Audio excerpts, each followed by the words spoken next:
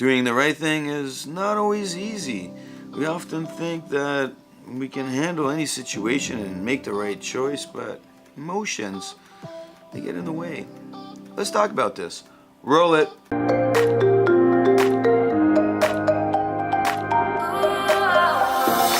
Welcome back to another video. My name is Nikos Rentas. This is mentorsapproach.com. If this is your first time here, hit that like button if you like what you see at the end of the video. And of course, hit the subscribe button to get your daily motivational idea to get you moving in the right direction. Making the right decision, it's always hard to make the right decision when emotions come into play. And this is usually when critical decisions come into play, the reality of it. It's that moment where you're sitting there, you're making the right decisions, one decision after the next, and all of a sudden something occurs and emotions take over, and instead of doing the right thing, we do the wrong thing, not because we don't know any better, but because of emotions. And regret follows through on that, and from that we are left with reversing back to where we started on trying to get on that road of making the right decisions again. And as long as resentment doesn't get in the way, well, life picks up and gets moving again. It's when resentment takes over, that's the issue at hand. Today's email goes into a little bit of this, where somebody has made vast improvements and then all of a sudden, bam, life comes back into reality. The improvements were made. However, the question stems, what do I do with this person that's coming back to my life? Emotions take over and we start double guessing ourselves, and the goal here is to make the right decisions so resentment doesn't take over. Here's the email. Hi Nikos, I've been watching your videos on priorities. I came to them after your toxic video. I broke up with my boyfriend 6 months ago because he was too toxic. He is back now. Coincidence? I have spent the last 2 months focusing on priorities, and you have been right on what you have taught. Thank you. I like hearing good things like that. I'm doing the best I have ever done with my business and life, minus the relationship area. Hence, reconsidering having him back in my life. I know what you will say, but is there any way I can have a healthy relationship with him? Reality, it's, probabilities really. What's the probability that you can have a great relationship with him again? Where's this thought coming from? That's what you really have to zone in on in making this decision. Because the reality is that you've made vast improvements. You've been moving forward. You've been growing. You've set a new set of habits. That's what you've done. You've created a process each day. You've set priorities. You've followed through on them. Your business picked up. Your life started getting back in check. You became centered with yourself. Integrity is what is a driving factor with what you're doing, because you're making the right decisions at the right time. They're all based on what you need and what you want at this moment, which is to get your business going, to get your life in check. However, the relationship side, you're not doing that, and that's a problem, especially when somebody comes back into your life. When we're not working on the relationship side of things, our personal life, and we're missing something, well, weakness comes into play. And the question here is, why is this person back?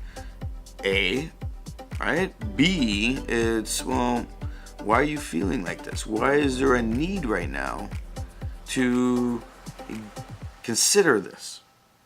Is this a slither of hope that you have that maybe he's changed, maybe he's back, and maybe he's changed? Or the last part of this, which would be C, would be, do you feel you're ready or you're strong enough to go through another relationship again, thinking you can change and make things better, fix the mistakes you went through? Are you still blaming yourself for certain things that occurred in the relationship and how it ended?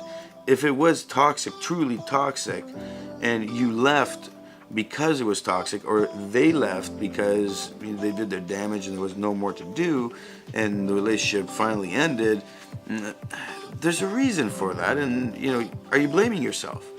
Or are you sitting back looking at everything and going, well, I did things right. Yeah, I made some mistakes, but I did the majority right. It should not have gone that route. You're calling him toxic, so why would you want toxicity back in your life? These are questions you gotta answer, and you gotta really figure it out. Where's this coming from? Be really truthful to yourself. That being said, is it possibility that when you get back together with somebody it will work out? Well, yeah, it happens all the time, but usually or the good ones that succeed long term are when people have had a relationship and they have a falling out of some form for any reason.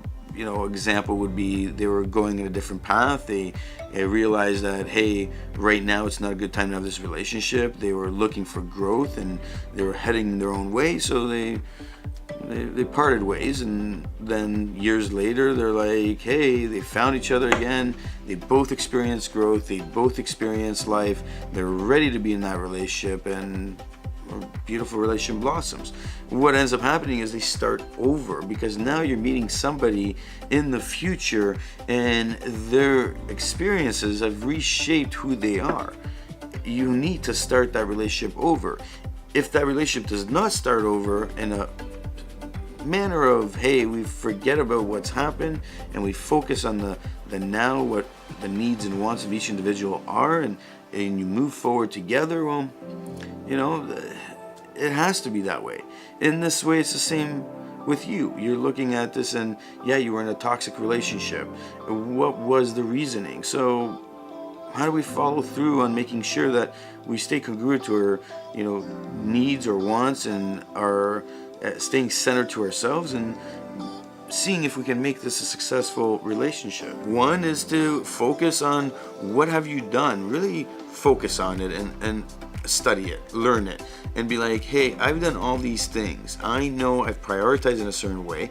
I know that I've taken advantage of the time I've had on my own, and I know what I need to keep growing my business. I know what I need to stay happy in my life. I know the things I can say yes to and the things I have to say no to.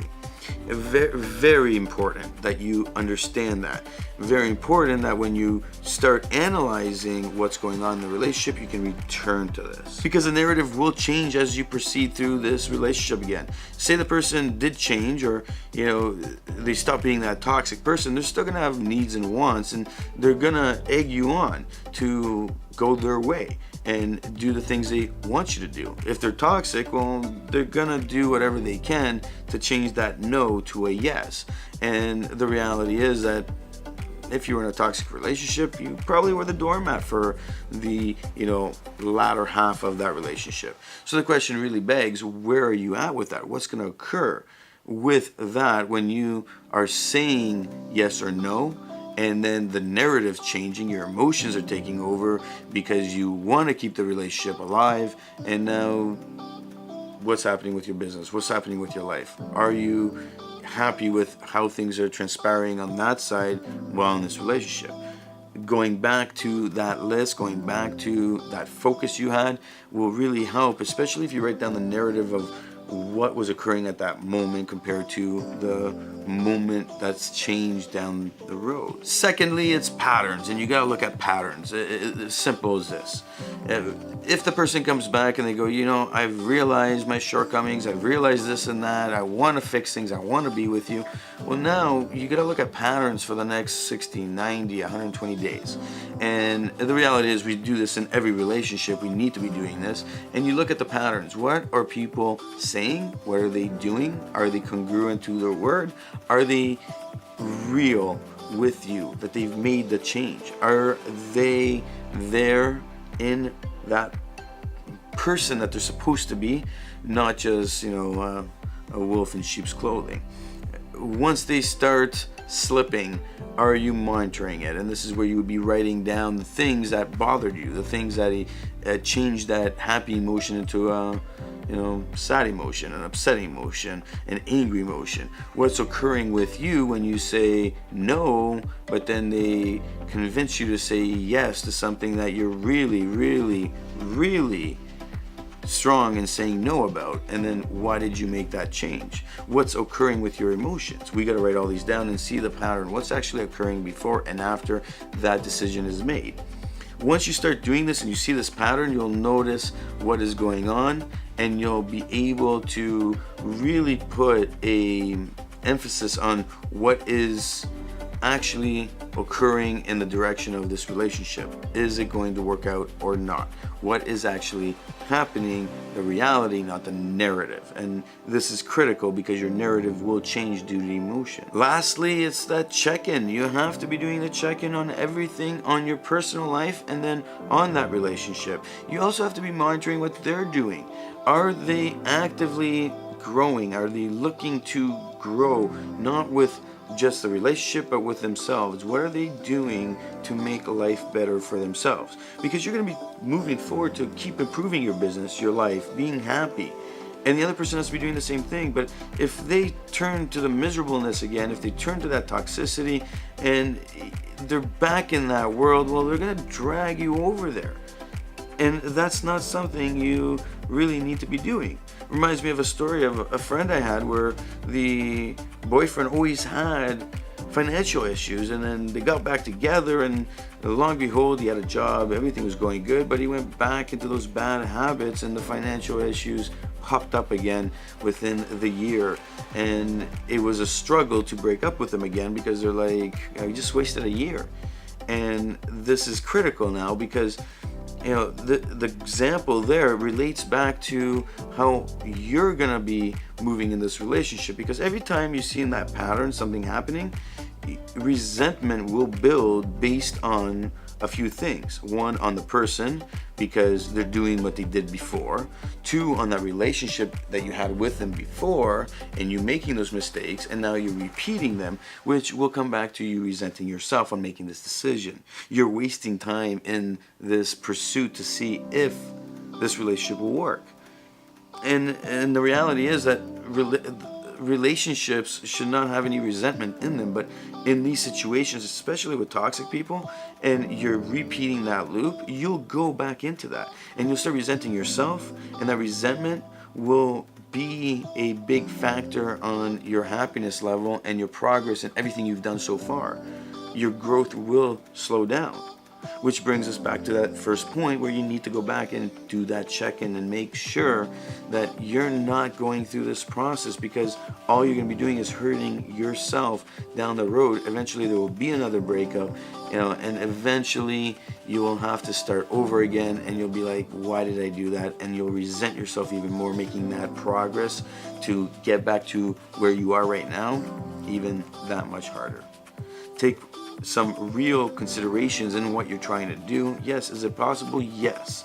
However, it's hard for change to occur, and it's also hard for you to continue on the path you're on while going back to a toxic environment that will bring you into that zone where you start becoming that doormat again. And it'll be a lot of effort to not become the doormat, to not become that person that's being used. And it's a lot of wasted energy if it doesn't transpire to what you really want. That slither of hope, it will eventually go away once you start focusing on dating. And in fact, if you went and started dating and you go on Match.com or whatever, and you pick up 5 dates and you start going on dates and you start meeting new people, a new light will come to you of what the possibilities are. Maybe you won't find somebody right away, or you may find somebody, and if either way, you're gonna have that, it's gonna be like this light just pops up and you're like, wow, look at how much better I can get and not have to go through what I'm thinking I should give a try on. My name is Nicholas Rentis. This is mentorsapproach.com. Hit that like button, of course hit the subscribe button if you want to get that daily motivational idea to get you moving in the right direction. And of course, leave your comment below of the story you've experienced in a similar situation, because who knows, maybe what you experienced, what you did, and the learning moments you had, somebody might be reading it and it might help change their life.